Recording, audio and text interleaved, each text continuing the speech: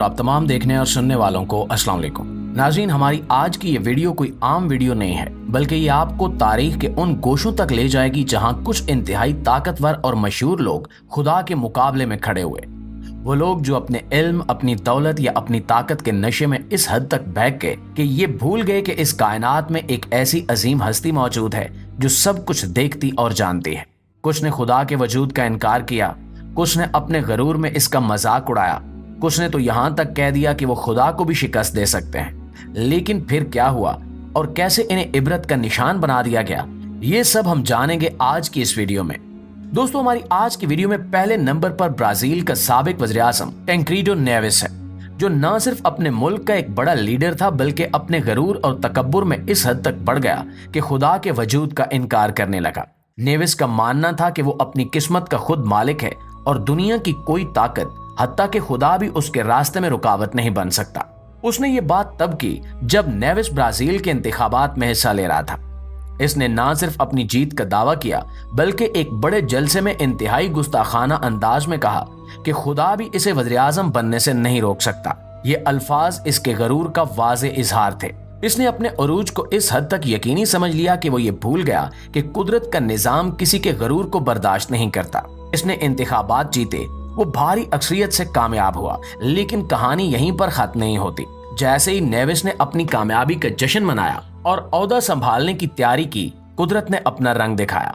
वो शदीद बीमार हो गया और अपनी जिम्मेदारियां संभालने से पहले ही बिस्तर पर पड़ गया। बीमारी इतनी शदीद थी कि वो 38 दिन तक बिस्तर पर मौत से लड़ता रहा, लेकिन आखिरकार वो हार गया और इंतकाल कर गया। आप सोचिए कि एक ऐसा शख्स जो दावा करता था कि खुदा भी उसे रोक नहीं सकता, वो एक दिन के लिए भी ओहदे पर नहीं बैठ सका। ये वाकया हमें एक वाज़ेह सबक देता है कि गरूर और तकब्बुर हमेशा शिकस्त का बायस बनते हैं। नाज़रीन, अब हम बात करते हैं दुनिया के मशहूर साइंसदान स्टीफन हॉकिंग की। ये वो शख्स था जिसे अपनी जहानत और साइंस में मुहारत की वजह से जदीद दौर का सबसे बड़ा जीनियस माना जाता है। हॉकिंग ने कायनात के राजों को खोलने के लिए बहुत सी थ्योरीज पेश की, खास तौर पर ब्लैक होल्स और कायनात की इब्तिदा के बारे में। लेकिन इन तमाम कामयाबियों के बावजूद हॉकिंग के खुदा के बारे में ख्यालात इंतहाई मनफी थे। हॉकिंग का मानना था कि यह कायनात किसी खालिक की पैदा करदा नहीं है, कायनात हमेशा से मौजूद थी और इसे किसी खुदा की जरूरत नहीं। वो कहता था कि जिस तरह जादुई कहानियां और जिन्नात की बातें महज अफसाने हैं, वैसे ही खुदा का वजूद भी एक अफसाना है। इसने अपनी किताबों और बयानात में बारहा ये बात कही कि कायनात की तख्लीक खुद ब खुद हुई है और इसमें किसी माफूकुल फितरत हस्ती का कोई किरदार नहीं है। लेकिन दोस्तों, जहां हॉकिंग की इल्मी कामयाबियां थीं, वहीं इसकी जाती जिंदगी में बेशुमार मुश्किलात थीं। सिर्फ 21 साल की उम्र में स्टीफन हॉकिंग एक नायाब बीमारी का शिकार हो गया, जिसकी वजह से वो मुकम्मल तौर पर माजूर हो गया। इसकी पूरी जिंदगी व्हील चेयर पर गुजरी और वो सिर्फ अपने कंप्यूटर की मदद से बातचीत कर सकता था। इसे जिस्मानी तकलीफ और मुश्किलात का सामना हर लम्हा रहा और इसकी हालत वक्त के साथ मजीद बिगड़ती गई। दोस्तों, यहाँ पर भी एक गहरा सबक पोशीदा है कि इल्म और जहानत भी इंसान को खुदा की ताकत के सामने बेबस कर देते हैं। हॉकिंग अपनी इल्मी बुलंदियों पर जरूर था, लेकिन जिंदगी भर जिस्मानी तौर पर मजबूर रहा। कुदरत ने उसे एक ऐसी बीमारी में मुब्तला किया जिससे दुनिया की तमाम तरक्की याफ्ता साइंस भी बचा न सकी। नाज़रीन ग्रामी, अब बात करते हैं दुनिया के सबसे बड़े बहरी जहाज टाइटैनिक और इसके डिजाइनर थॉमस एंड्रयूज की, जिसने इस अजीम शान जहाज का नक्शा तैयार किया था। एंड्रयूज एक माहिर शिप बिल्डर था और जब इसने टाइटैनिक का डिजाइन मुकम्मल किया तो इसका दावा था कि यह दुनिया का सबसे महफूज और नाकाबिल शिकस्त जहाज है। इसे इस पर इतना यकीन था कि इसने यहां तक कह दिया कि यह जहाज इतना मजबूत है कि खुदा भी इसे डबो नहीं सकता।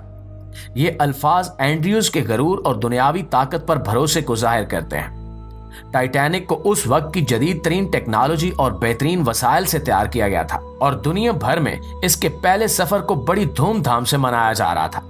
हर कोई इसे एक शाहकार मानता था और एंड्रयूज खुद भी इस पर बेहद फख्र करता था। लेकिन फिर वो हुआ जो किसी ने सोचा भी नहीं था। टाइटैनिक अपने पहले ही सफर में एक बर्फानी तोदे से टकराकर समंदर में गर्क हो गया। उस हादसे में तकरीबन 1500 लोग अपनी जान से हाथ धो बैठे, जिनमें बड़े बड़े बिजनेसमैन, सियासतदान और मशहूर शख्सियात शामिल थी। उस तबाही के साथ ही थॉमस एंड्रयूज का गरूर भी समंदर में डूब गया। वो शख्स जो दावा करता था कि इसका बनाया हुआ जहाज नाकाबिल शिकस्त है, खुद उसी जहाज के साथ डूबकर अपनी जान से हाथ धो बैठा। یہ واقعہ بھی ہمیں ایک اہم سبق دیتا ہے۔ دنیاوی طاقت اور وسائل کا غرور انسان کو برباد کر سکتا ہے۔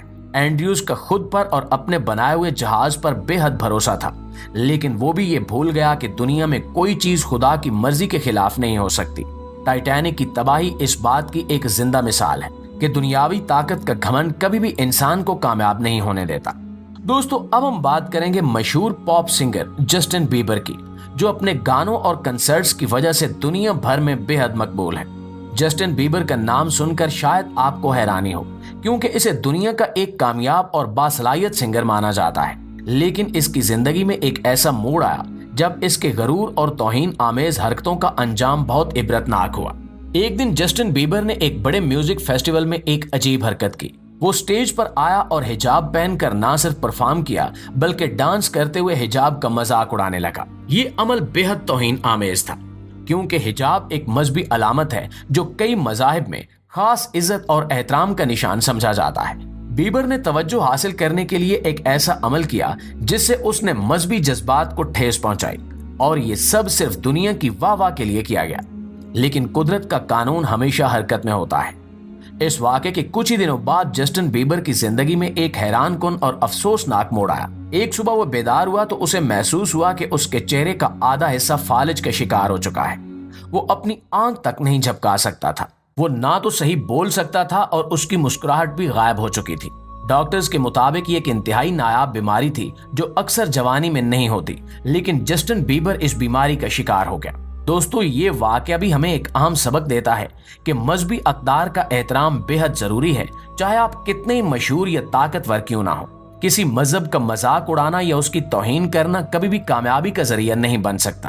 قدرت ہر عمل کا جواب ضرور دیتی ہے، اور جسٹن بیبر کی یہ حالت ہمیں سمجھاتی ہے کہ مذہب اور ایمان کے ساتھ مذاق کرنے کا انجام ہمیشہ خطرناک ہو سکتا ہے۔